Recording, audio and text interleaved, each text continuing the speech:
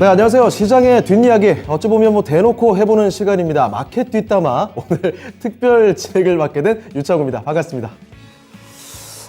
오늘 자리가 잠시 하나 비어가지고 어쩌다 보니까 제가 자리를 이렇게 맡게 됐는데 아무쪼록 무탈히 이 시간 마무리할 수 있도록 여러분 많은 응원 부탁드리도록 하겠습니다. 자, 토마토 투자자문 명준우 운영력 그리고 강재은 운영력과 함께 하도록 하겠습니다. 네, 운영력님들 안녕하세요. 네, 안녕하세요. 네, 갑자기 끼웠습니다. 잘 좀 부탁드리겠습니다. 네, 오늘은 앵커님이라고 생각하지 마시고 네. 예, 한 명의 패널로서 그냥 하신 것도 괜찮을 것 같아요. 알겠습니다. 열심히 네, 제 하고 싶은 얘기. 롤을 한번 지켜보도록 네. 하죠. 자, 오늘 뭐 여러 가지 키워드를 준비해 보고 오늘 마켓 뒷담화를 나눠 보는 시간 가져보겠는데, 자, 화면 좀 먼저 띄워주시죠. 네, 화면 중에서 키워드를 좀 골라 보겠습니다. 여러 가지 지금 많거든요. 코스닥 뭐 3종 바닥부터 IT 건설 뭐 이런 종목군부터 환율, 코로나 이야기까지 정말 많습니다. 자, 그러면 일단 한 가지 좀 짚어서 이야기를 해 보도록 할 텐데, 자, 일단은 명준우 운영님 하나 좀 먼저 짚어 주시겠어요? 뭐부터 할까요? 맨 앞에 있는 거 코스닥 3중 바닥부터. 코스닥 3중 바닥. 예. 일단은 눈길을 확 끕니다. 코스닥 3중 바닥이다. 이거 뭐 어떤 이야기 하실까요? 네. 네. 이건 차트가 없죠? 네, 차트가 없는 준비되어 있지 방법이죠. 않네요. 뭐 우리 투자자분들께서, 시청자분들께서 뭐 네. 항상 뭐 지수 차트는 보고 계실 거니까. 예. 코스닥이 지금 보면 이제 거의 한 2달 이상 조정을 받으면서 그렇죠. 1월 달에 이제 확 빠졌죠. 확 빠지고. 뭐 지겨워요, 네. 이제. 또 반등 한번 나왔다가 또 확 빠지는 척 했다가 네. 그러다 지금 어느덧 3중 바닥 비슷한 지금 양상을 주고 있거든요. 그래도 조금 올라왔죠, 이제? 예, 올라와서 그 밴드 고점을 살짝 넘겨줬어요. 예. 한 이틀 올랐는데 어떻게 넘어왔지? 예, 그래서 지금 코스닥이 3중 바닥일까 네. 아닐까? 예, 어떻게 굉장히- 판단하시는 거예요, 그럼? 저요? 네. 저도 궁금은 한데, 예, 저도 일단 궁금은 한데, 예, 이게 시장이 이게 하도 뭐 요즘 보면 계속 그렇잖아요. 네. 이게 뭔가 될 것 같다.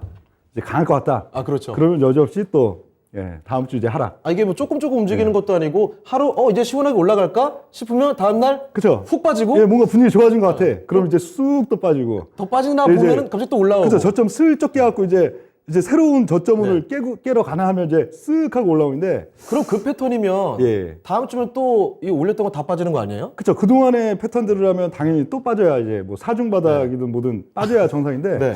그러나 왠지 이번엔 뭔가 좀 다를 것 같은 왜죠? 뭐 근거가 따로 있나요? 근거요. 네. 이 코스닥이잖아요. 예. 예. 코스닥 지수는 또 특징이 있거든요. 어떤 특징이죠? 이 코스피는 역시 뭐니 해도 삼성전자, 하이닉스 이런 것들, DJ 반도체 그 IT, 친구들, 예. 그 친구들 비중이 많으니까 네. 그 친구들을 밀고 가야 이제 추세가 나오고 상승이 나오는데, 예. 코스닥은 바이오랑 연동하단 말이에요. 네. 항상 코스닥의 대세 상승은 2005년, 2007년, 2005년이 아니라 2015년, 17년, 너무 오래 가셨잖아요. 17년, 20년 모두 한 6 내지 8개월의 코스닥 대세 상승이 월봉 밀고 올라가는 구간들은 다 바이오장이었습니다. 왜냐하면 예. 코스닥 안에서는 그래도 바이오 시가총액 비중이 크니까. 네. 예전엔 뭐 셀트리온까지 있어서 그랬는데 셀트리온 빠졌어도 시총 큰 것들, 그리고 주로 이제 시가총액 비중이 바이오 중심이 좀 많거든요. 더군다나 지금 보면 소부장의 낙폭과대주들, 벌써 작년도 이후에 한 6개월, 8개월 이상 조정을 받았던 낙폭과대 소부장 종목, 뭐 시가총액 한 5천억, 7천억 네. 이런 것들도 최소 바닥 비슷한 모양, 반등은 지금 좀 도모하는 네. 그런 양상들 나오니까 일단 시가총액이 제일 중심이 되는 바이오가 밀어주고, 네. 또 이제 IT의 소부장 종목들도 나름 또 이제 밑바닥에서 조금씩 밀고 올라오는 양상. 그러면은 네. 코스닥은 의외로 상당히 좀 지수 자체도 추세적인 좀 상승기가 네. 나타날 가능성도 있지 않을까, 그렇게도 좀 보여집니다. 그래요? 이번에는 조금 다르게 올라갈 수 있다 이런 말씀이신 거죠? 그래서 그러면? 뭐 지수가 그냥 막 전처럼 뭐 2020년 연초 그때처럼 막 그냥 팍팍팍 치고 올라가진 않아도 네. 꾸역꾸역 하면서 예. 나름 이게 의외로 강한데? 오. 코스닥 지수가 의외로 강한데? 네. 그런 양상들을 그래도 뭐 한 지금 몇 월이에요? 3월이죠? 네. 막 올여름, 올 늦여름 그런 데까지도 그런 양상들이 나타날 가능성도 상당히 있다. 그렇게 좀 보여집니다. 자, 그런데 옆에 지금 계시는 강재훈 운영력께서 표정이 별로 안 좋으신 것 같아요. 반대 의견 아니세요? 그러면 혹시? 반대 의견이 아니라 예. 오늘 유창환 앵커님이 오시니까 네. 텐션이 높아지셨는지 아 제가 목소리가 다들 커져가지고 예. 좀 시끄러워가지고 알겠습니다. 그러니까 이게 편하게 네. 하시면 좋을 것 같은데 예. 지금 명준님이 이제 코스닥 3종 바다 바이오 이렇게 하셨는데 그 코스닥이 현재는 시장 자체에서 네. 거래소라든지 다른 쪽에 비해서 확실히 더 강하다가 되어 있죠. 그렇죠. 이제 강한 부분이 여러 가지 배경이 있겠지만 우선은 거래소 같은 경우는 이제 외국인들의 매도에 직격을 좀 받은 케이스였고요. 예. 그 거래소에서의 매도의 직격이 방금 말씀하셨던 삼성전자 하이닉스. 네. 현재는 뭐 LG에너지 솔루션하고 하이닉스하고 시가총액 2위에서 왔다 갔다 하고 있는데 그렇죠. 이쪽에서가 뭐 하이닉스는 사실 이번 주 많이 올라갔습니다. 맞습니다. 많이 2위 다시 올라갔죠. 올라갔으니까. 네, 네. 많이 올라갔는데 사실 이제 그 외적인 종목군들에서 시총 상위가 아직까지 약하니까 네. 거래소는 상승 탄력이 약한 부분이 있고 그리고 거래소는 확실하게 외국인들 수급이 아직은 그렇게 들어오지 않았다 정도. 워낙에 많이 빠져나갔었죠. 많이 나갔고 네. 이제 조금 들어온다 정도가 되는 거고 코스닥 같은 경우는 이제 어제도 그렇고 오늘도 네. 그렇고 외국인들이 매수를 상당히 많이 하거든요. 뭐 이유가 있을까요? 그러니까 뭐 명준형이 뭐 바이오 쪽에서가 강세 뛰면은 뭐 앞전에 코스닥이 대세 상승했던 그 부분도 분명히 있는 거고. 네. 그리고 이제 지금 현재 트렌드가 약간은 바뀐 게 코스닥이 이제 작년부터 해가지고 시가총액 아직까지 1위는 세트로 헬스케어가 자리를 잡고 있는데 그렇죠. 전체 시총 상위에서의 포지션을 보게 되면은 현재는 2차 전지하고 게임을 비롯한 메타버스 관련된 네. 이쪽이 상당히 높은 비중을 차지한다든지 그래서 예전에는 사실 코스닥 하면은 바이오하고 IT 부품, 소부장 이쪽이 대부분의 시총 대부분 차지했었는데 지금은 2차 전지와 그리고 뭐 컨텐츠 관련된 쪽 메타버스를 중심으로 해서 그렇죠. 10위 안쪽에만 네. 봐도 뭐 대부분 그런 종목들이잖아요. 그래서 이제 이번 주 같은 경우 이제 제약바이오에서도 이제 급등이 나왔던 종목들도 꽤 네. 있었는데 사실 이번 주 같은 경우는 제가 볼 때는 이제 게임이라든지 그다음 메타버스 관련된 쪽 예. 그리고 이제 그 외쪽으로 이제 2차 전지 이번 주에 2차 전지가 사실 낙폭이 굉장히 컸었거든요. 맞습니다. 그래서 2차 전지 쪽에서가 반등이 좀 세게 나왔던 부분이 이제 코스닥에서의 상대적 강세가 더 돋보이지 않았나 저도 이렇게 생각이 드는 거고 네. 그 시장에서 아무래도 거래대금으로만 보면은 아직 코스닥이 작년 하반기에는 거래대금이 어마어마했습니다. 예. 하루 평균 거래대금이 뭐 15조에서 전후까지도 나왔었으니까 아니 뭐 거래소보다 더 나왔었잖아요. 훨씬 더 많이 나왔죠. 근데 지금은 이제 반등이 나오긴 하는데 거래대금이 7조에서 8조거든요. 그러니까 아직까지는 이제 거래대금으로 봤을 때는 예. 아직까지는 부족하다 이렇게 생각이 드는 거고 그 코스닥에 대해서도 이제 저는 이제 밸류적인 부분 생각한다면 네. 오늘 박지훈님 계셨으면은 밸류대에서 자세히 얘기를 하실 텐데 계속 이렇게 하나씩 따지시고, 네. 근데 이제 코스닥은 사실 밸류로 보면은 네. 현재 글로벌 증시에서는 가장 비싼 시장 중에 하나가 맞습니다. 비싸다. 근데 이제 차이는 뭐냐면은 코스닥은 사실 국내에서의 성장주도 대부분이 다 들어있어가지고 네. 이게 시장 자체의 성격이 성장주가 다시금 부각이 되는 시장이면은 사실 이런 것도 안 따지거든요 시장에서는. 네. 그래서 저는 개인적으로 볼 때는 코스닥은 현재 지수보다는 그냥 업종 종목 이쪽이 더 핵심이 아닌가 네. 사실 그런 생각 좀 하는 거고 예. 그리고 이제 코스닥이 이제 바닥을 정말 잘 다진 케이스예요. 그래서 이제 거래소 같은 경우 지금 딱 봤을 때 그림이 네. 이제 쌍바닥을 만드느냐 이 정도인데 코스닥은 진짜 일봉상에서 보게 되면 3종 바닥형이 얼핏 보이거든요. 예. 다만 이제 차이는 뭐냐면 코스닥이 본격적으로 무너지면서 무너지기 전에 매물을 쌓았던 자리대가 지수상으로 940포인트 라인 때부터가 위에 매물이 이제 본격화되는 자리거든요. 이제 한 20포인트 남았네요. 네, 그래서 이제 940포인트 정도 때 오게 되면은 이제 작년부터 올해까지, 올해 초까지 상당히 많은 이 매물이 이제 본격화가 되기 때문에 예. 이제 거래대금의 증가가 확실히 들어와 줘야지 이제 코스닥이 이제 추세적으로 좀 더 강세를 띠지 않을까 뭐 그런 생각 좀 해보고 있습니다. 그럼 충분히 들어올 거라고 판단하세요? 어떻게? 그거는 이제 명중 형한테 한번 여쭤봐야 될 것 같아요. 어떻게 보십니까? 그 기본적으로 또 보면 작년도 이제 고점부, 예. 작년 연초나 이런 이제 코스닥의 고점부 그리고 현재 시점 놓고 본다면은 시가총액 제일 높았던 뭐 셀트리온, 예. 헬스케어나 네. 예 이런 것들이 그때보다 주가가 많이 빠져 있죠. 네네. 반면에 그 틈을 지금 이제 뭐 엔터테인 뭐 이런 쪽들이 또 상당히 꾸역꾸역 올라오면서 이제 그걸 메꿔놓은 그런 시점들인데 결국 둘 중에 하나겠죠. 이게 이제 밀고 이 바이오가 또 뭐 꼭 셀트리온 계열이 아니더라도 네. 그쪽이 밀고 올라가는 형국 속에서 엔터테인먼트나 이런 쪽 라인들이 밀려 내려온다 강하게. 네. 그럼 지수에 있어서는 별 그렇게 또 진전이 없을 거예요. 반면에 바이오가 밀고 올라가는 과정 속에서 이제 소부장주 이런 것들도 낙폭과대 속에서 조금씩 꿈틀꿈틀하고 올라오고 또 엔터테인먼트나 뭐 NFT 관련 이런 쪽들도 무너지지 않고 네. 그래도 어느 정도 버텨주는 양상들 나오면은 지수는 당연히 올라가겠죠. 예. 근데 뭐 가장 뭐 대장주격인 뭐 위직 스튜디오나 뭐 등등 봤을 때는 그렇다고 지금 올라왔으니까 바로 이제 밀고 내려가겠다 그런 또 위치는 아니에요. 작년도 뭐 연중 뭐 7, 8월 거기까지 고점 만들고 그 이후에도 고점 구간에서 나름대로 거래량 죽여가면서 네.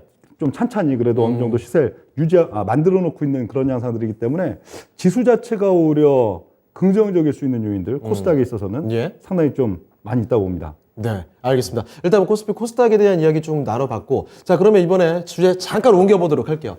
자 강재훈 다 원장님, 끝난 건가요? 뭐 이거 정리 안 할까요? 뭐 하실 말씀 있으세요? 아니 뭐 특별히 하는 건 아닌데 네. 너무 빨리 딱 말씀을 주셔가지고 알겠습니다. 알겠습니다. 다음에 한번 어떤 키워드를 보면 좋을지 정리를 해주시죠. 어떤 거 뽑아볼까요? 네, 저 묶어도 괜찮을 것 같은데 네. 중국하고 러시아 디폴트. 중국하고 두 개, 러시아 디폴트. 저거를 한번 좀 묶어볼만 하지 않을까. 예.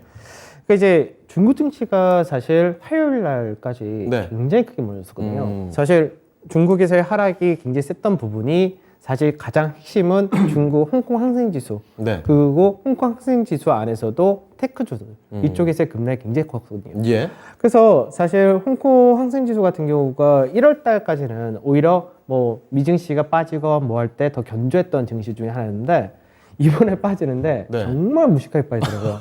무식하게 빠진다. 그러니까 이거는 개별 종목보다 더 심하게 빠진다? 네. 왜냐면은 단기간에 30%나 하락이 빠졌으니까. 그러고 나서 이제 급등 나올 때도 네. 7% 급등 나오고 12% 급등이 나왔거든요. 무슨 일인 거예요? 그러니까 이게 뭐 어떻게 보면 러시아의 문제가 이제 미국에서 중국에 대해서 더 원조를 하지 마라 이러면서 앞전에 트럼프 때 얘기했었던 미국에 상장돼 있는 중국 주식들을 퇴출시키겠다. 네. 이 얘기가 나오다 보니까 이제 중국의 주식들이 중국 본토에도 있고 홍콩에도 있고 네. 그리고 미국에도 동시 상장된 회사들이 원체 많았거든요. 예. 그러니까 이들 기업들이 무너진다가 돼버리면서 전체가 다 무너졌다가 돼버렸죠. 아, 그 가능성을 되게 크게 봤나 봐요. 그러면. 네네.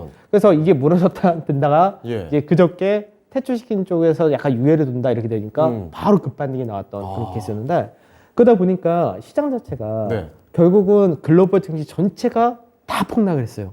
처음에는 이제 어떻게 보면 우리나라만 막 디커플링으로 막 안 좋다 이렇게 하다가 올해 딱 들어서부터 미국의 나스닥부터 해서 기술주도 무너졌다가 그다음에 유럽이 그나마 견조하게 버티고 있다가 러시아 문제 발생해서 무너졌다가 중국은 가만히 중간에서 있는 것 같다가 갑자기 미국에서 지원하지 마라 하면서 그쪽에서 또 폭탄 맞아가지고 그거 다 무너져 버렸죠. 아. 그러니까 이게 전 세계 증시가 예. 우리가 코로나 팬데믹 때는 동시에 다발적으로 다 무너졌거든요. 네. 그러고 나서 올라왔었고 이번 같은 경우는 결국은 다 무너졌어요. 다만 순차적으로 누가 먼저 그러니까 이쪽이 맞고 이쪽 맞고 이쪽 맞고 해서 결국은 이제 투자자들이 글로벌 투자자들 입장에서는 이쪽에 무너지니까 이쪽이 햇빛이 아닌가라고 네. 갔었다면은 또 박살나고 이쪽이 햇빛이 아닌가 하는데 결국 다 무너진 거죠. 이거 너무 복잡하지 않습니까, 그러면? 근데 1월달 우리 예. 증시 때도 똑같았잖아요. 1월달 조정 과정 보면은 첫째 주까지는 잘 버티고 있던 종목이 그죠. 그쵸? 다 글로 여기가 그래도 안전한 데인가 보다 가면 거기가 다음 주 가서 우르르 무너지고. 그죠. 아니 둘째 안전지대가 주까지도 없다는 거예요, 그러면 지금? 그러니까 결국은 도미노인 거죠, 도미노. 다 무너져. 도미노 진짜 결국 도미노처럼. 마지막까지 가면서 다 결국은 무너졌죠. 다 알고 보면 한 번씩 다 쓰러지는. 예. 다 무너지고 나서 이제는 또 다 급등이 나왔죠. 예. 근데 사실 이렇게 비교를 하니까 상대적으로 또 국내 증시는 반등이 너무 약한 거죠. 그러니까 이번 주가 사실 코스닥이 한 3% 올랐거든요. 네. 그러니까 3% 올랐으니까 이번 주 결과적으로 봤을 때는 야 그래도 이번 주 코스닥 확실히 3종 바닥 만들고 반등 좋았네 이렇게 얘기할 수 있는데 네. 상대적으로 또 비교해 보면은 국가 대비해서 20% 전후의 하락은 전 세계 국가들이 다 맞았는데 네. 그 안에서 국내 증시 반등이 너무 약한 거죠. 올라갈 때는 왜 이러냐. 그죠? 예. 약한 거죠. 그러니까 이제 수급적인 부분에서 뭐 아직까지 외국인의 매도도 있고 여러 가지 있었고, 그거 사실 아직까지 불확실성이다라고 하는 것들은 남아는 있거든요. 예. 근데 이제 사실 또 우려했던 부분 중에 또 하나가 뭐였냐면은 러시아 디폴트 문제였거든요. 네, 그래서 그렇죠. 앞전에 러시아에서 이제 뭐라고 했냐면 이자 지금 루블화로 주겠다. 네. 이미 폭락해 있는 루블화로 주겠다. 그죠? 그러니까 한마디로 우리 그냥 받을 거만 받고 배째라 아니에요? 배째라로 가는 거죠. 예. 근데 그렇게 다들 예상하고 있었는데 결국은 달러로 이자를 줘버렸어요. 네. 그러니까 러시아 디폴트란 부분이 결국은 실제로 나지 않는다가 돼버린 거죠. 그럼 시장에서 이거를 실제로 지금 우크라이나와 러시아가 계속해서 협상을 한다 이렇게 얘기를 하고 있는데 들은 생각이 이런 거죠. 우크라이나 문제, 지금 현재 러시아에 대해서 니들 막 서방 국가들이 제재를 가한다 이런 부분에 대해서 국지전적인 부분으로만 해석해라 식으로 화제를 좀 약간 돌린 게 아닌가. 네. 그러면 실제로 이제 뭐 빨리 얘기할 때는 뭐 5월달 초나 중순 되면은 전쟁 끝난다 이런 식으로 뭐 그 우크라이나에서 얘기를 하기도 하는데 예. 생각보다 이제 이 문제까지도 이제 현재 러시아 우크라이나 문제도 완화가 된다면 그럼 시장 자체가 불확실성이 이제 거의 다 없어진 게 아닌가 사실 그런 생각도 좀 하거든요. 예. 그러면 시장에 대한 불확실성이 없어진다면은 예전에 코로나 같은 경우는 이제 돈을 풀어가지고 사실 유동성의 힘으로 인해서 무너지자마자 바로 V자 반등이 나왔다면 이번 같은 경우는 이런 불확실성이 완화되면서 실제로 뭐 유가가 급등했던 부분이라든지 뭐 경제 제재가 들어가는 부분이라든지 이런 것들이 조금씩 완화되면서 실제로 이제 기업들의 실적이나 이런 걸 볼 거 아니에요. 그렇죠. 그러면 이제 반등이 나온다 했을 때 반등 형태가 V자가 아니라 완만한 U장이 되지 않을까. 그래서 이런 부분에서는 이제 우리가 투자를 하는 데 있어서 완만한 U장이 된다면 결국 시장에서 한 개의 업종, 한 개의 종목 이런 것들만 쭉 가는 흐름이 아니라 네. 완만한 흐름이라 얘기는 결국은 다 어차피 시장이 지금 뭐 제약 바이오부터 해서 2차 전지부터 해서 뭐 IT 자동차 한 거 없이 네. 다 무너졌거든요. 그렇죠. 그러면 시장 자체가 순환 장세로 계속해서 돌고 하면서 안정적으로 갈 수도 있지 않을까. 왜냐면 시장이 사람들이 보통 학습 효과가 있어가지고 지수가 무너졌다 하면은 다들 기대하는 부분은 V자 반등을 기대를 하거든요. 맞습니다. 예. 그래서 왜냐면 불과 우리가 2020년도에 코로나로 인해서 무너졌을 때 V자 반등을 봤었기 때문에. 그리고 그걸 보고 들어온 신규 투자자들도 굉장히 많잖아요. 그죠. 근데 결과적으로 V자 반등이 안 나왔거든요, 지금. 네. 바닥 다지기를 한 2개월 넘게 하고 이제 뭔가 자리를 잡는 모습을 보여주니까 그러면 2개월 동안에 사람들 사실 어떻게 했냐면 처음에 무너졌던 게 도미노로 또 무너졌던 게 사실 개인들의 신용이었거든요. 예. 왜냐면 시장에서 무너지고 나서 V자 반등하지 않을까 기대감에 계속 썼다가 그게 또 악순환으로 출회되고 했었던 부분이었었는데 지금은 신용이 좀 늘긴 들어도 네. 앞전처럼 V자 반등형이 아니라 완만하게 바닥 따지고 간다 되니까 대부분이 크게 쫓아가는 게 없다가 되거든요. 그래서 시장 자체가 완만하게 진짜 어떻게 보면 정상적인 시장 흐름, 그러니까 안전적으로 이제 상승하면서 조정받고 상승하면서 조정받고 이런 그림이 되지 않을까. 이제 그런 부분을 우리가 좀 주목을 해가지고 투자를 해야 되지 않을까. 네. 네, 그런 생각을 해봅니다. 알겠습니다. 자, 강재원 운영위원께서 중국과 러시아 디폴트 요 키워드를 통해서 이제 시작이 좀 만하게 안정적으로 가지 않을까 이런 말씀 꺼내주셨는데 명준 운영위원께서는 저 키워드에서 어떤 이야기 좀 전해주실 수 있을까요? 네. 중국 아니면 러시아 디폴트. 둘 중에서요? 예. 저도 두 가지 다 묶어서 가야죠. 어떤 이야기 주실까요? 지금 같이 갔으니까. 예, 예. 꼭 굳이 그렇게 해야 되나요? 중국은 예. 중국은 사실 이번에 굉장히 변동성이 세 보이는 게 특히나 네. 이번 코로나 급락 이후에 이제 유동성 장세 국면에서 가장 전 세계에서 조금 빠진 나라가 중국이고 또 가장 조금 오른 나라가 중국이죠. 그러니까 최근에는 그래도 눈에 띄게 거의 한 2년여 만에 처음으로 변동성이 나오니까 네. 엄청 커 보이죠. 굉장히 커 보이죠. 뭐 차트에서도 커 보이고 대단해 보이는데 이 중국 관련해 지금 중국 관련된 지금 사항들은 결국 뭐 러시아의 일환이겠죠. 네. 뭐 러시아의 미국의 이제 규제가 똑같이 이제 중국한테도 강하게 가느냐 뭐 상장 폐지 등등 그런 지금 이슈들인데 뭐 얼마나 영향을 미치는지. 예, 우리나라에 있어서는 과거에는 이제 특히 굴뚝주 내지는 화장품 이런 데 있어서 중국의 이 지수나 아니면 경기 거기에 대한 어떤 정책 그런 연동성이 굉장히 컸었는데 예. 지금은 거의 연동성이 없어 보여요. 예. 지금 시점 같은 경우는 이제 중국이 뭐 이제 반등을 한다, 네. 아니 중국이 좀 뭐 약하다 하는 부분들이 우리나라의 뭐 지수나 아니면 또 종목 거기에 또 민감성을 갖는 섹터들 영향력이 이미 상당히 좀 적은 시점들이 아닌가. 예. 그래서 지금은 그렇게 중국 지수의 이제 뭐 등락 거기에 대해서는 크게 뭐 그렇게 신경 쓸 바는 별로 없어 보이고요. 네. 예.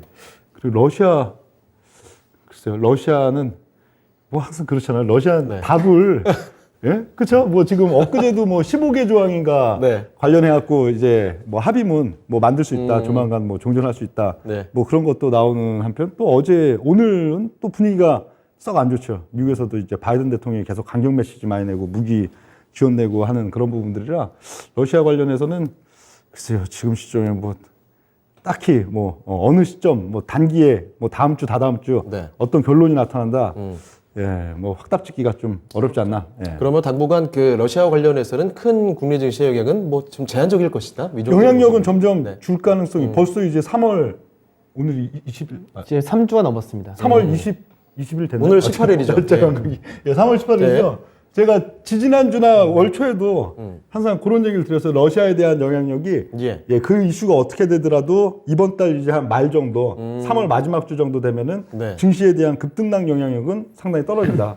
왜냐, 이슈 자체는 사실 거의 한 달 반이 넘어가 버리면은 네. 이게 지루해집니다. 그렇죠. 예, 굉장히 지루해져요. 그러니까 거기에 대한 이제 등락에 있어서 장중 등락에 있어서의 민감도는 점점 좀 떨어지는 그런 예, 상황들이 되는데 그러니까 실제로 연준회의가 끝나니까 네. 사실 우리가 연준 통화정책회의에서도 뭐 양적 긴축을 한다, 네. 금리를 0.5% 올린다, 매차를 올린다 말이 엄청 많았던 게 그렇죠. 작년 말부터 해서 계속 반영되다가 맞아요. 이거는 날짜 딱 정해져 있었잖아요. 3월 16일, 17일 네. 동안 연준회에서 첫 금리 인사한다, 날짜 딱 정해져 있고 예상대 딱 나오니까 불확실성 해소.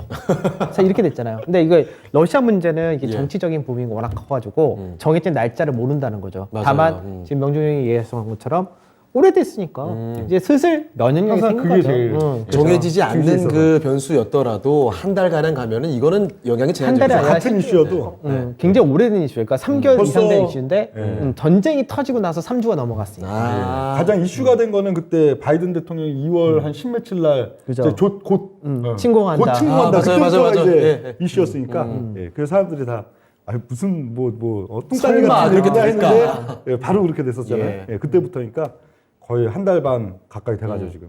알겠습니다. 중국과 러시아 이제 뭐 어떤 영향을 미칠까 이런 얘기까지 좀 들어봤는데 자, 이번에는 그럼 제가 한번 골라봐도 될까요? 네.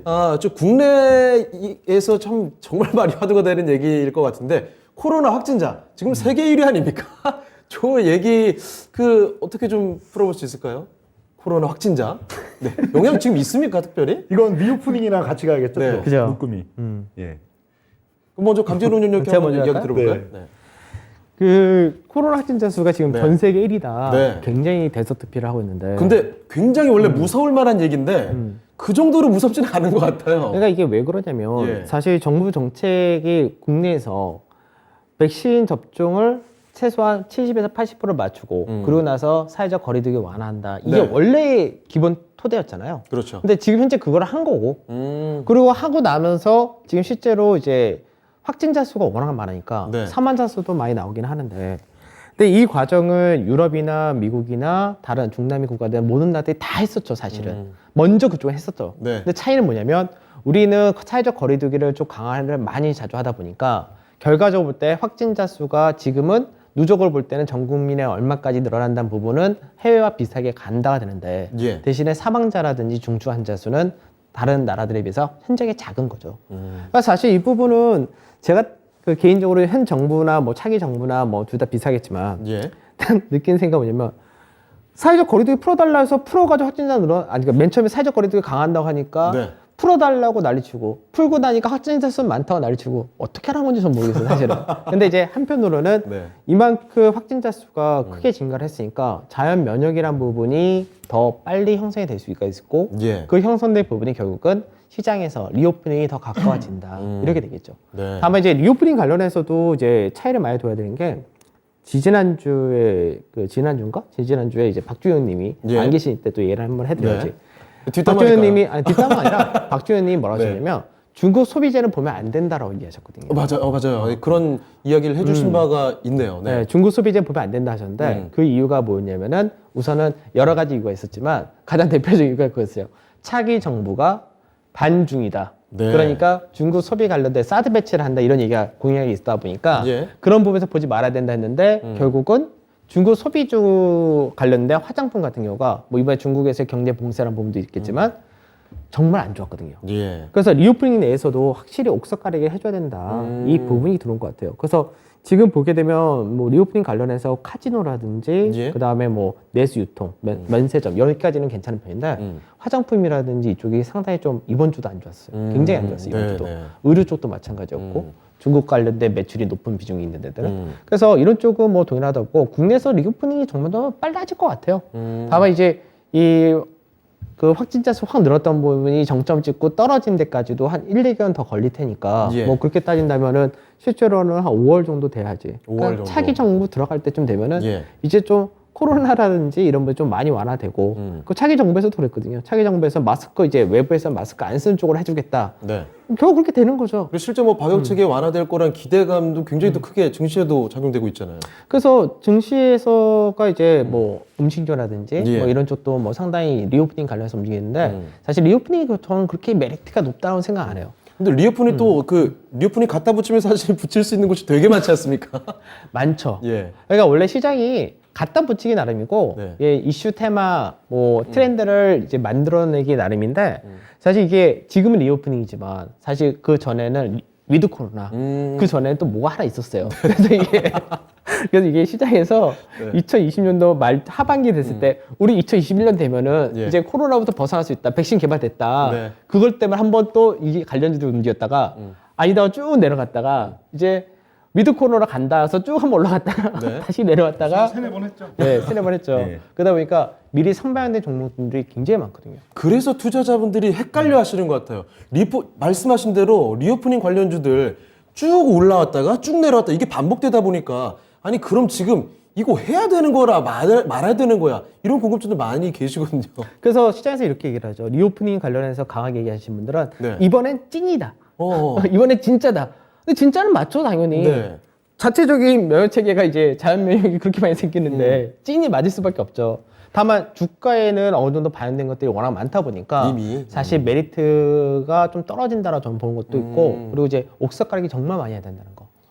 왜냐면 리오프닝 한다 해서 모든 게 다 좋아지는 거 아니거든요. 그렇죠. 그리고 이미 앞전에 뭐 이때 박지원 님도 계셨어야 돼. 네. 박지원 님 그러시죠. 항공주라든지 몇몇 개는 그동안 뭐 회사 재무 자체가 엉망이 되었고 엄청난 유상 증자를 네. 했고 뭐 상장을 했기 때문에 이게 되게 비싸다 이런 얘기 많이 하시는데 예. 여튼 뭐 그런 부분은 생각한다면은 이제 리오프닝에 대해서는 이미 되기는 되는데 이건 예. 진짜 수혜주 아닌 녀석들 이미 선발된 녀석들 확실히 구분을 지어줘야 될 것 같아요. 면밀하게 가려야 된다.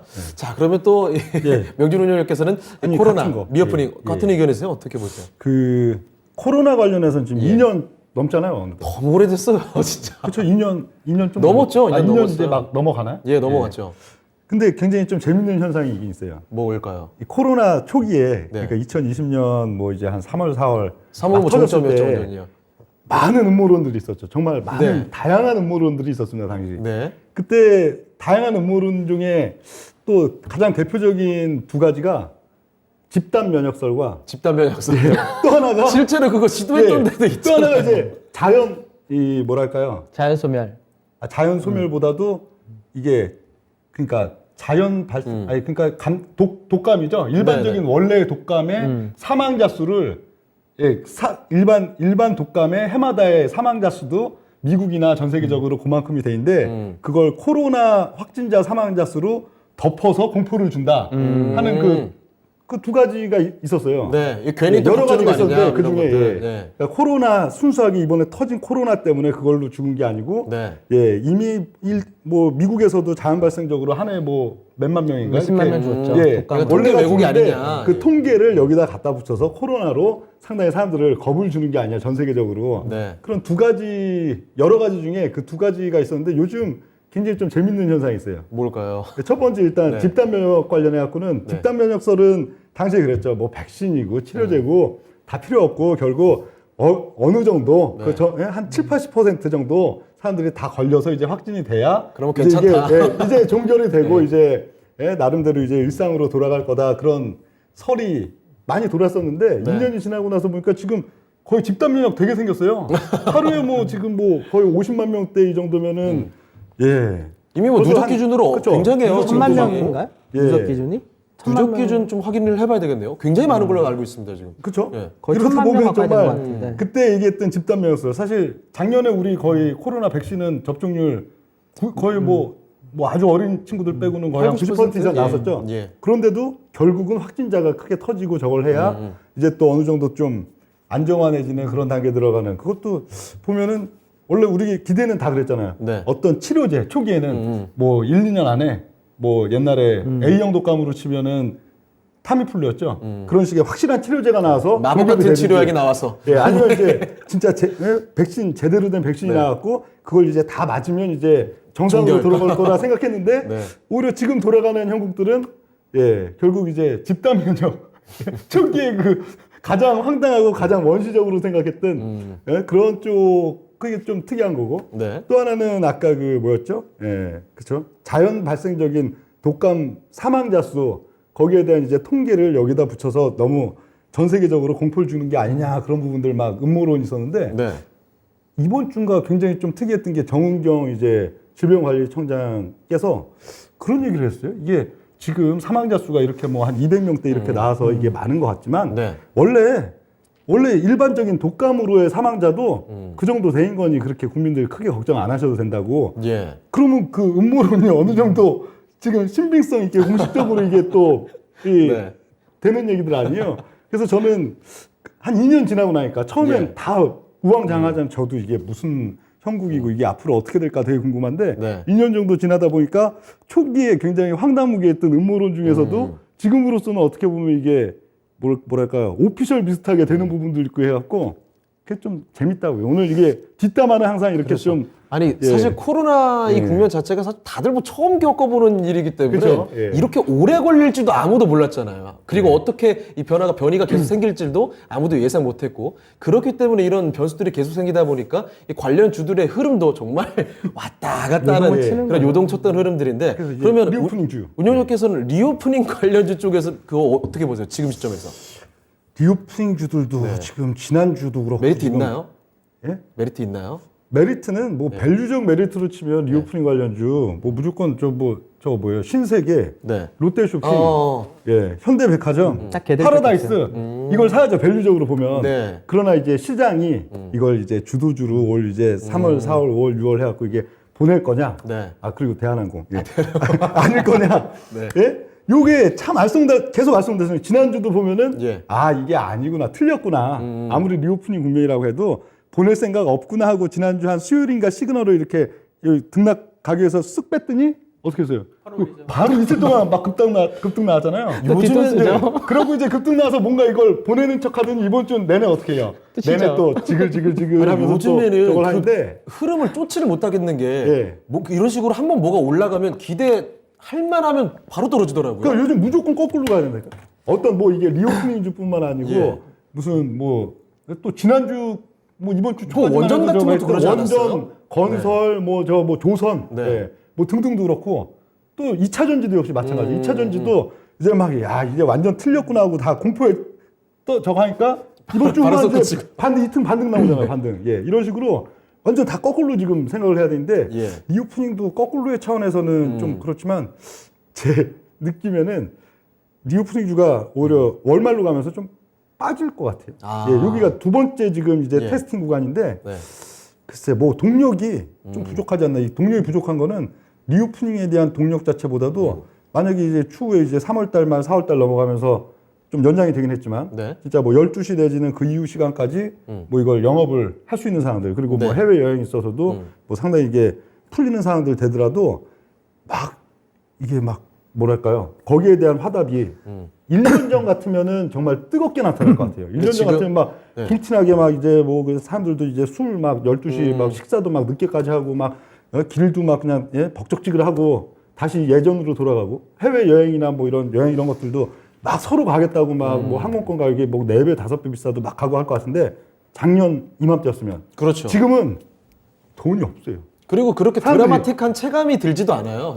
그쵸 이제 네. 조금씩 이걸 풀어주니까 체감도 안 드는데 지갑이 전체적으로 너무 얇아져갖고 좀 돈이 별로 없으신 분도 없으신 분대로 좀 살만하신 분도 살만하신 분대로 다 각기의 이유 어떤 분은 주식의 이유 어떤 분은 뭐 코인의 이유 어떤 분은 또 이제 부동산 관련 어떤 등등의 이유 등등 시중에 어떻든 돈이 뭐 많이 돌든 아니면은 또 아니 내가 지금 당장 돈이 없더라도 네. 빚내서라도 일단 이게 웬 떡이냐 하고선 해외여행 빨리 가야지 뭐 돈 써야지 막 이게 소비를 해야 되는데 다 지금 좀 두려움에 떨고 있잖아요. 네. 지갑 자체도 얇아졌고 앞으로 이제 이 뭐 스태그플레이션 해갖고 물가도 계속 올라가고 뭐 등등 여러 가지 저거 한다는데 왠지 불안하거든요. 그럼 해외여행을 정 같으면 그냥 이제 카드 긁어서라도 갈 건데 이게 좀 위축된단 말이에요. 등등해서 리오프닝 효과가 현재 단계에서는 그렇게 좀 크지 않게 별로 좀 별로 없을 가능성도 있다 그렇게도 좀 보여집니다. 알겠습니다. 리오프닝이란 것 자체가 예. 사실은 소비거든요. 지금 명종이 얘기했던 게 핵심입니다. 사실은 소비예요. 그러니까 소비를 하려면은 지갑이 든든해야 되는데 소비 여력이 있어야 되는 그렇죠. 거잖아요. 네, 그런 부분이 많이 떨어진 것도 사실이고, 그리고 이제 국내 GDP에서 차지하는 내수 비중이 좀 상대적으로 수출이라든지 이런 쪽에 비해서 낮거든요. 예. 그러다 보니까 결국 시장을 끌고 가기에는 많이 부족할 거예요. 그러니까 이 안에서 그냥 종목별 흐름이라든지 이런 것들이나 뭐 좀 좋다, 아니다, 네. 이 정도가 되겠지, 시장 전체를 리오프닝 갖고는 끌고 가기는 쉽지 않을 것 같습니다. 알겠습니다. 자, 그러면 이번에 또 다음 키워드 한번 보도록 하죠. 자, 어떤 키워드를 한번 주목을 해볼까요? 남아있는 키워드들 몇 개 좀 있습니다. 뭐 IT도 있고 건설도 있고 원자재도 있는데 뭐 환율도 눈에 띄고요. 명준호 의원님 한번 골라주시겠어요? 어떤 쪽으로 가볼까요?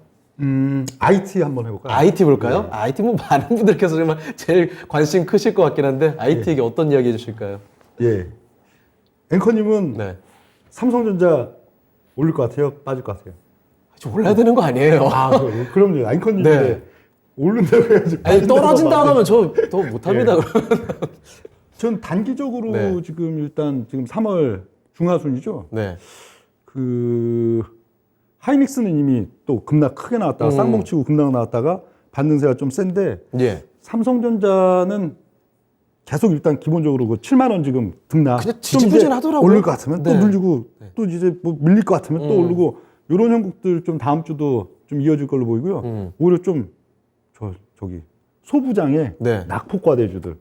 굉장히 많잖아요. 네, 시가총액 뭐 한 7천억, 8천억, 뭐 1조 원 초반 이런 낙폭과대주들은 다음 주에도 한 하루 이틀 정도는 또 불끈불끈 이제 막 또 시세 그래도 한 3%, 5% 혹은 뭐 네. 장중 8, 9% 이런 식으로 같이 올라가는 게 아니고요. 네. 돌아가면서 오늘은 보면 물론 그럼 그럴 때도 예. 뒤통수 좀 조심해야 되고요. 그렇죠. 올려치면 일단 네. 한 이틀, 3일 올려치면 뭐 무조건 때려야 돼요. 뭐 없습니다. 그냥 예. 먹으면 팔고 네. 예, 또 이렇게 자리 잡고 있는 것 좀 사서 또 치고 올라오면 팔고 요즘 뭐 그거 말고 없으니까요. 근데 썩 지금 뭐 나빠 보이지 않는다. 특히 소부장이나 이렇게 좀 시가총액이 예, 너무 작은 건 또 별로 좀 그렇고요. 한 네. 7천억에서 1조 5천억 사이 그런 것들 중에 찬찬하게 그래도 뭐 주봉, 일봉 만들어 놓고 있는 것들은 예. 예, 다음 주도 트레이딩 괜찮을 걸로 봅니다. 권재훈 의원님께서는 IT 어떤 뷰를 좀 보고 계세요? 그러니까 IT도 요즘은 예. 사실 워낙에 많이 나눠지기 때문에 뭐 IT 내에서도 기판 관련주 같은 경우는 신고가거든요. 계속 좋았던 것 같아요. 대덕전자. 네. 예. 대다수나 신택 같은 예. 경우 신고가를 보이고 있고, 그 다음에 이제 LG 노텍 같은 경우도 아, 상당히 좋더라고요. 강하죠. 네. 그리고 이제 하이닉스는 딱 중간입니다. 현재는 그 제일 못 가는 것이 현재는 삼성전자 네. 이렇게 들어오죠. 그 다음에 이제 좀 더 세분화시키면 뭐 삼성전자 비슷하게 삼성전기라든지 전기, 이런 데 들어오는데, 디스플레이. 예. 이 시장에서 항상 재미있는 것이 반복된 게 뭐냐면 네. 2020년도 코로나 터지기 전에, 그러니까 2020 정확하게 2019년도입니다. 네. 2019년도에 증권사들이 2020년도 주도주 얘기했을 때 이구동성으로 얘기했던 게 반도체. 반도체. 역시 빠지고 나서 근데 해마다 그러지 않나요? 연초 저거 하면 늘 뭐 반도체. 그래서 맨날 반도체예요. 작년에도 예, 이 증권사에서 이제 올해 이렇게 시장이 무너지기 전에 1월달에 무너지기 전에 작년에 이제 대부분의 증권사들 다 이구동성 했던 말이 뭐냐면 반도체. 연례 행사네요. 근데 이게 왜 그러냐면 반도체 원래 반도체가 네. 올라갔었거든요. 예. 그러니까 2019년도도 반도체가 2018년도까지 계속해서 끌고 갔었다가 네. 빠지다가 이제 2019년도 하반기 됐을 때 반도체 다시 움직이면서 다시금 반도체 슈퍼사이클 온다 이 얘기가 나오면서 반도체 강세 뛰었거든요. 그러다 보니까 다음에도 반도체 중심이야 이렇게 얘기했던 거고, 작년에도 마찬가지로 시장에서 작년에 이제 반도체에서 삼성전자 하이닉스가 8월 달까지 무너졌다가 네. 그 다음부터 막 올라갔거든요. 올라가니까 삼성전자 다시 8만 전자 회복하고 하니까 네. 반도체 이렇게 얘기했었는데 이제 이게 또. 또 안 되겠다 된 거죠. 근데 사실 이 부분도 명확하게는 어떻게 되냐면 네. 반도체가 작년 하반기에 이제 반도체 업황 사이클이 꺾인다. 그러면서 반도체 재고라든지 여러 가지 부분이 앞으로 업황이 안 좋다 하면서 한번 먼저 무너졌었거든요. 예. 무너졌던 게 하반기 들어오면서 마이크론 테크놀로지가 업황 좋다라고 하니까 그때 다시 반등이 나왔던 거거든요. 근데 이제 실제로 무너졌을 때 얘기했던 초점이 뭐냐면은 반도체 업황이 내년 중반은 가야지, 내년 하반기 가야지 좋아진다. 사실 이 관점이었거든요. 음. 그러면 이게 마이크론 테크놀로지 한번 얘기하면서 그게 무너졌다가 바로 올라왔다가 시장에서 다시 관점을 바꿨다 되는데 사실 처음에 봤던 관점이 맞는 겁니다. 올해 하반기 가야지 네. 반도체는 확실하게 좋아지는지 안 좋아지는가 윤곽이 딱 드러난다 이렇게 봐야 되기 때문에 그래서 IT 같은 경우는 그런 부분 좀 따져야 될 것 같고 예. 그 현재 증시 자체가 여전히 우리나라 삼성전자가 시총을 가장 많이 차지하는 부분이 있고 그렇죠. 그래서 삼성전자는 특히나 외국인들이 사주질 않으면 못 올라가거든요. 네.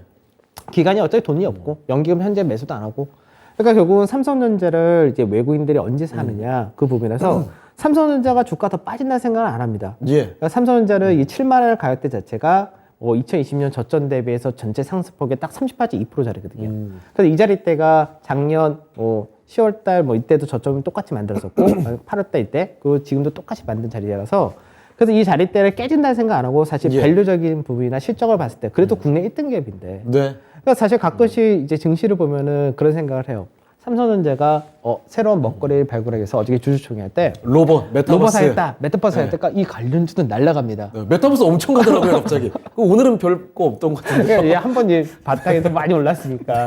그러니까 이제 사람들이 이런 거죠. 삼성전자가 앞으로 새로운 먹거리를 할 거야 하면은 완전 이슈가 됩니다. 예. 근데 중요한 거는 삼성전자는 그 이슈를 못 받아요. 그러네요. 네, 왜냐면 정작. 네, 정작 삼성전자 이슈를 못 받는 게 삼성전자가 지금 반도체라든지 다른 쪽에서 내는 매출 규모가 엄청 크기 때문에 사실 메타버스나 로봇에 진출해서 거기서 아무리 캐파가 커진다 어쩐다 하더라도 지금 현재 전체 삼성전자 매출이면 굉장히 작은 거죠. 근데 또 하나는 그런 거죠. 그럼 삼성전자가 투자를 한다. 우리나라 1등 기업이니까 삼성전자가 어디 투자한다면 다 항상 삼성전자가 앞으로 반도체 장비 더 발주를 키울 거다, 어디다가 공장 늘릴 거다 하면은 사람들은 막 관련주 막 찾아다녀요. 예. 근데 정작 중요한 거는 삼성전자는 밸류 자체가 고평가를 받아본 적이 없습니다. 그러니까 삼성전자가 항상 똑같이 보면 국내 증시가 예를 들어서 평균 주가 수익 비율 10%다. 그러니까 삼성전자한테 프리미엄 진짜 많이 주면은 13% 정도로 갑니다. 예. 그리고 지수가 한 12%에서 13% 올라간다. 그럼 삼성전자가 한 15% 정도까지는 가능합니다. 근데 그 이상은 안 줘요. 삼성전자가 따지고 보면은 영업이익률 자체가 거의 아무리 영업이익률 못 내도 두 자릿수 이상은 내거든요. 예. 근데 우리가 소위 말하는 카카오라든지 네이버라든지 대표적인 성장주들 얘기해도 이들이 영업이익률이 삼성전자보다 낮습니다. 그러니까 재밌는 건 뭐냐면 삼성전자는 매출 규모도 엄청 크고 네. 영업이익률도 아무리 못 나도 두 자릿수 이상을 주는 회사인데 그런데 항상 시장에서 평가를 어떻게 해주냐? 얘는 성장률 평가를 안 해줘요. 그러면 완전 같이 주냐? 같이 주로 얘기하기는 시장보다는 비싸거든요. 그러니까 삼성전자가 우리나라에서 사실 재평가 한번 받아야 되지 않을까 싶은데 네. 우선은 삼성전자는 약하다는 건 그냥 인정을 해버리고 그러면 이제 나머지 IT에서 얼만큼 움직이느냐 사실 예. 그 부분이거든요. 그래서 나머지 IT에서는 요즘 기판 같은 경우라든지 결국 실적 아니에요, 다 그런 거? 실적이라든지 확실하게 최근 들어서 수요가 많이 증가하는 쪽. 아. 그래서 LG노텍도 예전에 단순하게 우리 생각할 때는 FF 부품 공급하는 단순하게 카메라 모듈 네. 거의 이 정도였다가 주가도 맨날 지지부진했던 것 같은데요. 근데 이게 점점 확장하는 거죠. 이제 이 부분이 자율주행 센서로 바뀐다. 이렇게 되는 거고 여기서 추가적으로 역시 고성능의 기판으로 투자를 한다. 이렇게 되는 케이스가 되니까. 예. 그러니까 사실 지금 보면은 이게 시장에서 수급이라는 법이 그래서 중요한 것 같아요. 왜냐면 대덕전자나 심택이나 하고 있는 이 PCB 기판 사업이 여기서 좀 더 한 단계 업그레이드 된 쪽이 사실은 삼성전기와 LG노텍이 이번에 하고 있는 그런 쪽인데 네. 이쪽은 그렇게까지 평가를 못 받아요. 근데 오히려 대덕전자나 이런 쪽은 거기에 대한 평가를 굉장히 후하게 받는 거죠. 무슨 차이인 거죠? 이쪽에서는 매출에서 빨리 이게 눈에 띄는 거죠. 아, 당장 보이는 거. 보이는 것 자체가 왜냐면 기존에 있는 대기업 같은 경우는 예를 들어서 1조의 매출을 하던 부분이 이제 앞으로 1,000억씩 증가를 한다. 라면은 10% 증가지만 예. 작은 회사들 같은 경우는 1,000억 정도 매출하던 게 이 새로운 사업에서 500억이 나온다면 50% 증가거든요. 그렇죠. 그래서 사실 숫자 싸움을 하면은 참 재밌기도 한데 그래서 IT 같은 경우는 그래도 국내 증시에서 절대 빼놓을 수도 없고 예. 앞으로 국내 증시가 반등을 하건 뭐하든 간에 IT란 쪽은 국내 우리가 IT 강국 코리아잖아요. 그러니까 IT는 늘 똑같다고 봐야 돼요. 그래서 IT에 대해서는 너무 부정적으로 볼 것도 없고 예. 그렇다고 지금 너무 긍정적으로 볼 것도 없고 제가 볼 때는 반도체라든 이쪽은 하반기에 본격적인 싸움이 일어나지 않을까 이렇게 전망을 하고 있습니다. 알겠습니다. 전 삼성전자는 네. 평소엔 그냥 파생용으로 봅니다. 파생용으로? 외국인들 파생. 아. 예? 콜옵션, 풋옵션, 선물 매수, 선물. 예. 예? 파생 쪽에서 어떤 그 단기적으로 이걸 예? 나름대로 이익을 도모하기 위해서 쑥 뺐다가 이익을 도모하기 위해서 쓱 올렸다가 그 정도지 삼성전자의 어떤 기업 가치의 변화, 삼성전자의 어떤 사항들 그걸로 움직이는 경우는 거의 없다. 파생용으로 하려면 어떻게 하는지 그냥 뭐 그때 예? 그렇죠. 자기들이 이번 반기는 이제 외국인들이 좀 이렇게 지수가 좀 급락 나와야지 이득이 예. 커지는 거예요. 파생. 그럴 때 한번 쑥 빼고 예. 또 그 반대 상황에 또 쑥 올리고 평소 그렇고요. 네. 그리고 삼성전자는 딱 대세 진짜 추세적으로 올라가는 구간들은 역시 또 같은 관점일 수도 있겠지만 지수용도죠. 지수역이 한번 끌어올려야 된다. 예를 들면 재작년 이제 한 11월에서 1월 초까지 2달 동안에 종합지수 몇 포인트나 올랐는 줄 아세요? 글쎄요. 우리가 지금 생각하면 놀라워요. 네. 2달 동안 올린 게 2달 동안 포인트예요. 정확하게 1000포인트. 2266에서 3266. 네. 뭐 1포인트 차이도 없어. 999도 아니고 1001도 아니고 2달 동안에 정확히 1000포인트. 지금 보면 어처구니가 없죠. 예. 그런 적이 있었어? 싶겠지만 진짜로 그랬어요. 네. 그 지수 딱 쳐올릴 때 그때만 삼성전자 한번 추세적인 사이클 주고 50%. 예, 그러면서 있는 거고요. 또 언제 이런 일 있을 거라고 보십니까? 그러니까 그때 제가 깡생 클럽 예. 할 때여서 네. 이제 그때 시장은 제가 워낙 좋게 봐가지고 그때 이제 삼성전자를 공개 추천을 했었거든요. 예. 근데 제가 그때 뭐라 했냐면은 그때 추천할 때가 가격이 6만 800원인가 700원이었는데 6만 800원. 그래서 이제 막 올라갔잖아요. 근데 지수가 제가 대형주를 아무리 중심을 해도 네. 제가 그때 봤던 지수는 2880 정도가 적정 주가라 봤었거든요. 네. 그래서 2880 갔을 때가 삼성전자가 거의 8만 원, 8만 1천 원 여기까지 올랐어요. 그래서 이 정도면 충분히 왔다. 삼성전자 이 정도면 파시는 게 맞습니다 하고 추천했던 걸 팔았죠. 왜? 단기간에 한 달도 안 된 시간 동안에 30% 이상이 나온 건 처음 봤거든요. 삼성전자가. 네, 삼성전자가. 그러니까 전 제 입장에서는 너무나 이게 근데 삼성전자는 그래도 양반이지. 그리고 12월 중순, 12월 23일부터 1월 한 10일까지 자동차, 보름 동안에 자동차. LG전자 더블이었어요. 상한가는 진짜 전 깜짝 아니, 놀랐거든요. LG전자 그때. 보름 동안 그때 2배가 오르고 그때 현대위아도 한 보름 동안 2배가 올랐죠. 오르고 아, 지금 돌아보니까 정말 그래서 그때 충격의 보면은 연속이네요. 그때 보면 사람들이 야 이게 정말 좋은 장이구나. 그냥 내가 그죠. 아는 내가 흔히 아는 종목 아무거나 사도 이렇게 그래서 먹는데 그때 그게 어떤 이유예요? 지금 보면 돌아놓고 보면 그래서 그때 시장- 대형주는 네. 그냥 다 살았어요. 맞아요. 그러니까 그때 대형주가 네. SK부터 해서 뭐 웬만한 대형주는 사람들이 그냥 막 달려드는 거예요. 왜? 네. 삼성전자가 40% 50% 나오고 LG전자가 더블이 나오고 네. 그때 뭐 LG 디스플레이라든지 현대차라든지 현대모비스라든지 단기에서 40% 50% 나오고 현대요 100% 막 난리 나니까 SK도 막 달려들고 다 달리는 거예요, 사람들이. 근데 그 후유증을 지금 1년 넘게 그러니까 받은 그게 거죠. 결과적으로 그때는 아니 왜 이렇게 뭐 선물 보따리를 풀어주지라고 생각했어도 돌아놓고 보니 이제 동학개미 분들 중에서도 눈치 좀 빠른 분은 2020년 봄에 들어왔고 여름에 들어왔고 가을에 왔는데 이제 아직도 뭐랄까요 아직도 네. 그래도 들어올 돈이 있는데도 눈치 보고 있는 개인 투자자들 예. 그 사람들 이제 마지막으로 유입시켜서 딱 상투 만든 거죠. 뭐 상투 만들기 그러니까 위해서 상투를 그걸 만들려고 했다기보다는 예. 개인들이 정말 상투를 만들었죠, 사실. 그렇죠. 그러니까 왜냐면 그때 삼성전자라든지 이런 것들 쭉 올라갈 때 외인이나 연기금이 대규모로 팔아버렸잖아요. 왜냐면 자기네들이 갖고 있었던 지분이 엄청 많았는데 그만큼 삼성전자 올라오니까 그 작년 한 해도 연기금이 수익이 엄청 좋았었잖아요. 성과가 네. 시장 대비해서. 왜? 삼성전자 파는 것만 갖고도 끝났거든요. 위에 올랐었던 네. 대형주도 파는 걸로 끝났었거든요.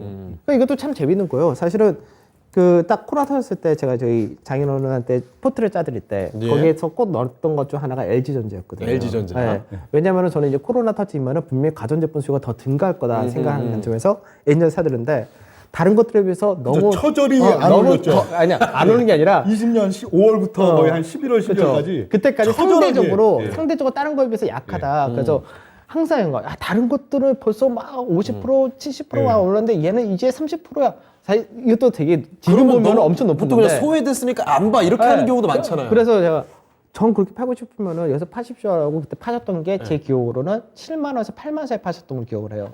그것도 잘 팔았긴 했는데 나중에 그게 그 2주 만에 2배 올랐다니까. 예. 그러니까 그때는 애플카 이슈가 갑자기 훅 들어와 버리니까 결국 시장에서 이게 사람들 분위기예요. 네. 그러니까 지금 뭐 시장에서 막 무너졌을 때도 사실은 같은 내용 반복이고 네. 같은 악재 같은 내용이에요, 사실. 근데 또뜨기 맞고 하는 거죠. 저는 사실 뭐 작전이 시가총액 막 500억, 1000억짜리만 하는 것 같지만 대형주도 하거든요. 저는 네. 그건 작전 붙었다고 봐요. LG전자랑 현대위아 그때 단기적으로 그걸 의도를 갖고선 그건 끌어올린 거다. 2주 동안 네. 더블한 건. 근데 그리고 위에서 사실 재료 뭐 마땅히 낼 거 없으니까 애플카 이슈 쓱 저 찌라시로 한번 흘리고 그리고 심지어 재료가 이슈라고 호재라고 하는 게 그동안 거의 20년 저 했던 휴대폰 사업 이제 철수한다, 예. 손든다. 그게 그것도 사실 같이 따블 들어왔죠. 올릴 그렇죠, 그럴 그렇죠. 이슈는 아니거든요. 근데 그게 돌아놓고 보니 그 종목들이 그렇게 단기적으로 올리는 걸 보고 마지막으로 동학개미분들 싹 들어오게 해요. 그때 만약에 뭐 바이오 주든 뭐 엔터테인먼트 주든 그걸 뭘 5배 올린다고 안 들어오거든요. 예. 그러나 누구나 아는 LG전자, 누구나 아는 현대위아 이걸 단기 이렇게 올린 걸 보면은 그야말로 사리고 있던 투자자들도 다 돈 뭐 빚을 내서라도 주식시장 들어오지. 그래서 결국 상투가 되었다는. 이제 그 당시에 네. 거래소가 거래대금이 25조? 그러니까 거래소에서만. 네. 그러니까 이게 상식적으로 지금 이게 어떻게 보면 예전 코로나 터지기 전에 양시장 합쳐가지고 거래대금이 평균적으로 10조에서 12조 굉장히 작았었거든요. 네. 근데 지금은 양시장 합쳐서 오늘 좀 일본 회복이 돼가지고 한 18조에서 20조 가까이 나왔는데 그때는 대형주 쪽이 원체 가격이 세니까 그래서 그때는 거래소 한쪽에서만 25조, 30조가 거래대금 나왔으니까 그 쌓였던 거래대금을 누가 소화를 해줄 거냐고요. 네. 소화를 못하니까 결국 계속 흘러내린 거예요. 그러니까 결국 이거를 해소해 줄 수 있는 사람은 현재는 외국인밖에 없는 거죠. 예. 근데 이제 빠지면 빠지고 사실 1년 하고도 벌써 몇 개월 지났으니까 그렇죠. 던질 싸움 다 던진 거예요, 사실 또. 아, 그러면은 그 기회를 다시 또 들어오는 시간을 약간 조금만 더 기다려보면 될까요, 이제? 그러니까 좀 뭐- 많이 기다려야죠. 그러니까 예전 고가를 생각하면 안 돼요. 예전 옛날 고가. 고가가 아니라 어느 정도 회복하고 반등하고 하는 데까지는 네. 뭐 그래도 그렇게까지는 어렵진 않지만 네. 예전 고가 생각하면 안 돼요. 알겠습니다. 오늘 사실 키워드를 준비한 것들이 많이 있었는데 시간이 벌써 이렇게 지났습니다. 마지막에 또 저희가 아주 좋았던 과거를 잠깐 해석하다 보니까 아주 이야기를 많이 풀어놨는데 다음에 또 더 많은 이야기를 풀어보는 시간 가져보도록 하겠습니다. 오늘은 저기 좀 여기서 인사를 드리도록 할게요. 오늘 고생하셨습니다. 네, 수고하셨습니다. 네, 감사합니다. 자, 그러면 오늘 마켓 뒷담화 오늘 수선은 여기서 마무리 지어보도록 하겠습니다. 지금까지 뭐 다양한 투자 판단에 대한 도움 말씀드렸습니다. 하지만 특정 종목의 상승과 하락을 보장하지 않는다는 점 꼭 명심해 주시고요. 저희는 다음 이 시간에 다시 뵙겠습니다. 고맙습니다.